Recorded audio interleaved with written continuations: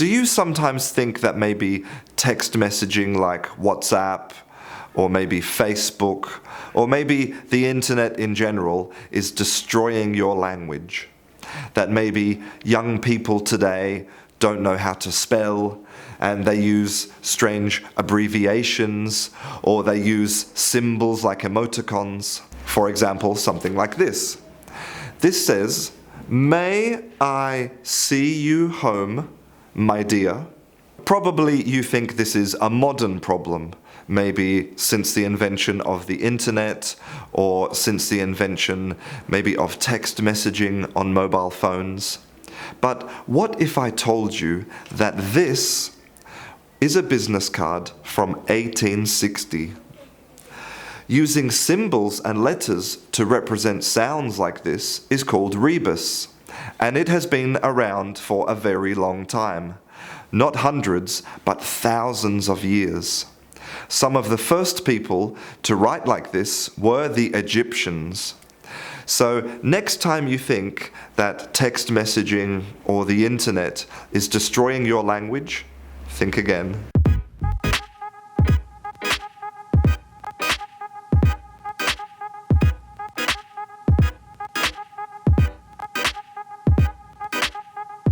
Hello and welcome to Kangaroo English. I'm Christian, and today I am going to explain all of the verbal tenses in English. Today I'm not feeling fantastic.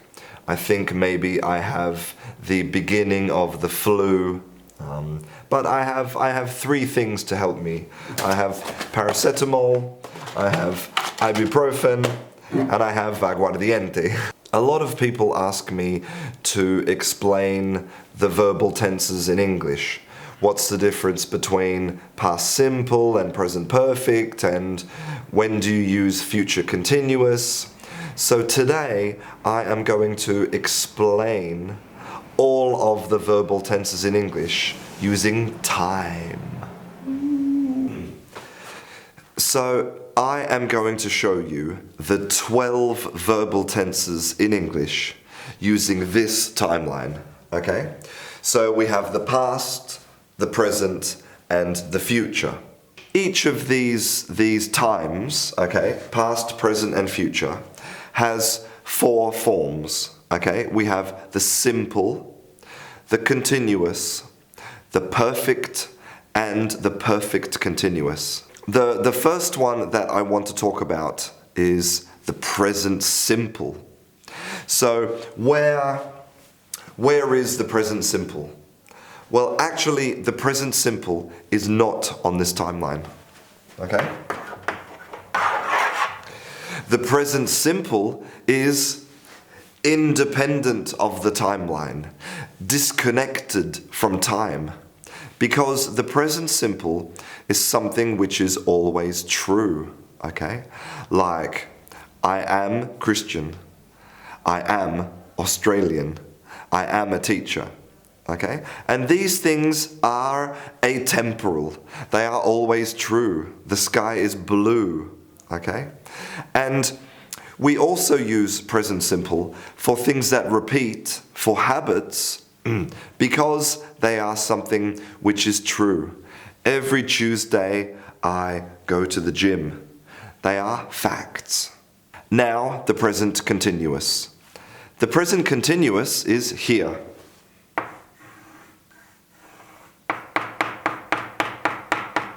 Okay? And you will notice that I don't draw it as a point, okay, a moment. I draw it as a period of time, okay? And this is something important to understand, that when we use the continuous tenses, we are talking about a period of time, okay? And not specific moments. So this is the present continuous.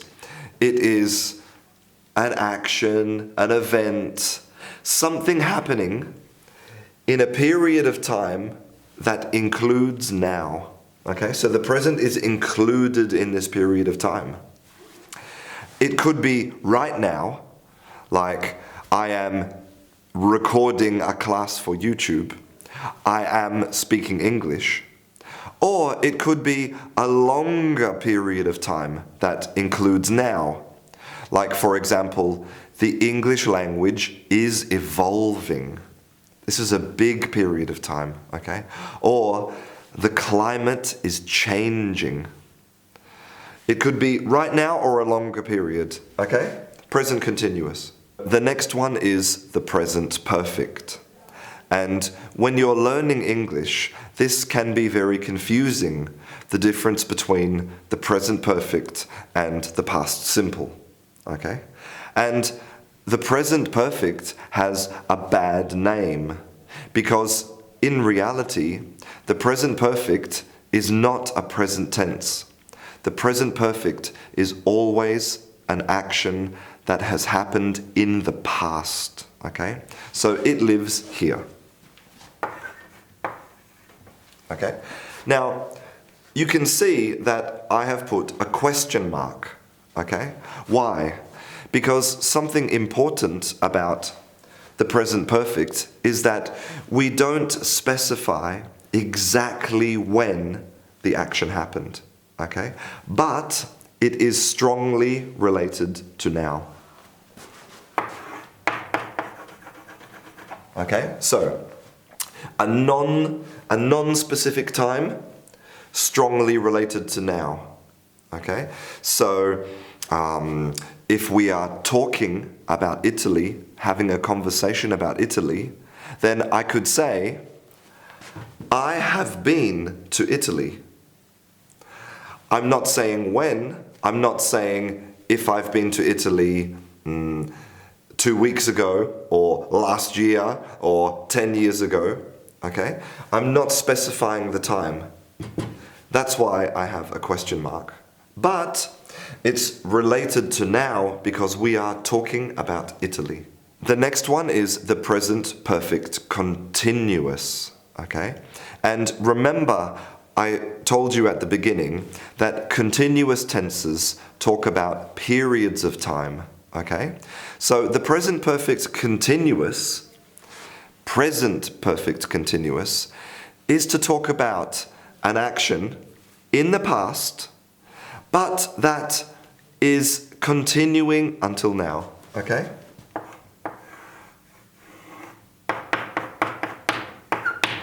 So again, I don't know exactly when the action started. You can see that it continues until now, until the present. Okay? And this is important. So imagine that you come to my house and I am sweating a lot. And you say, Christian, why are you sweating? And I say, because I have been running. Okay? So we're talking about a period of time that is continuing until this moment. I have been running. Okay? Now let's talk about past tenses. Okay? So first, the past simple. Okay? The past simple are actions which are in the past at specific times. Okay? And this is important. So, at 2 o'clock, I went to the supermarket. You can see that they are specific moments and they are finished. Okay, they don't continue until now. They have no relation with now. And they are to talk about contained, finished actions. The next one is past continuous. And we know that the past continuous is a period of time in the past, right? Okay? Inside this past continuous, we could put specific moments in the past simple. Here and here. Okay? So for example, past continuous. I was driving my car when, past simple, I saw my friend and I said hello. So you can see that we have this continuous action, this period of time using the past continuous, and moments of the past simple inside. Now the past perfect. So the past perfect is strange because it only exists in relation to other past tenses. Okay? So it's impossible to say, use the past perfect at this moment, or use the past perfect when you are talking about this. No. It exists in relation to other past tenses. So for example, if I have the past continuous, or maybe some actions in the past simple, if I want to talk about something before this, I must use past perfect. Okay? This is past perfect. You can see that it is before other past tenses. And again, you can see that I use a question mark because the perfect tenses have no specific time. Okay? If we want to specify a time, like at 2 o'clock, yesterday, 3 weeks ago, then we have to use another verbal tense. The perfect tenses, we don't know. So let's imagine a situation, okay? So, here past continuous. I was driving my car when I saw my friend. And now before this, so my friend had eaten lunch. So this is before, not a specific time. We don't know when, but it's before. Now, past perfect continuous is similar to present perfect continuous because, remember, we're talking about a period of time and also a period of time that finishes just before the next action. Look. Okay? In present perfect continuous, it finishes at the present, okay? But in past perfect continuous, it finishes at the past. So, I was driving my car, okay? I saw my friend. He had been walking all day. So at this moment, okay, you can see they are joined together, okay? At this moment, the action was still continuing, okay? When I saw my friend, he was continuing to walk. So now let's talk about the future. So future simple, similar to past simple, is a moment, okay? A finished action, a contained action in the future. This is future simple. Tomorrow, I will eat pizza. And remember that in English there is no difference between going to and will. Don't listen to your stupid textbooks, okay? Will and going to are the same. The next one is the future continuous, okay? And we know that continuous tenses are periods of time, okay? So here is our future continuous.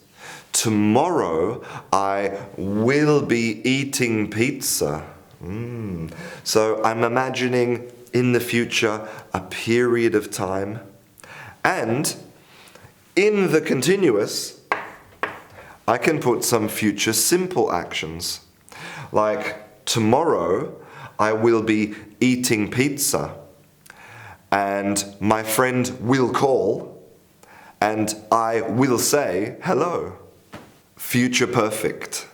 And again, the future perfect is dependent, okay, on another verbal tense. It doesn't exist on its own, okay? So let's imagine we have future continuous, okay? I will be eating pizza, and I will, or my friend will call, okay? But now we want to talk about something before this, okay? It's the future, okay? It's still the future, but it's in relation to this. It's before this, okay?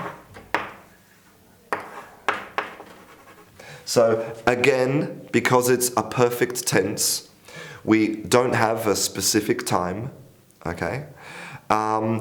All we know is that it is before these events, okay? So, tomorrow I will be eating pizza, and my friend will call. He will have eaten pizza already. So I know that here, in this period, I don't know when, my friend will have eaten pizza. And finally, the future perfect continuous, okay? So again, similar to past perfect continuous, it means that we are talking about an action, a period that is finishing at the moment, okay? So this is future continuous. I will be eating pizza. Future simple. My friend will call.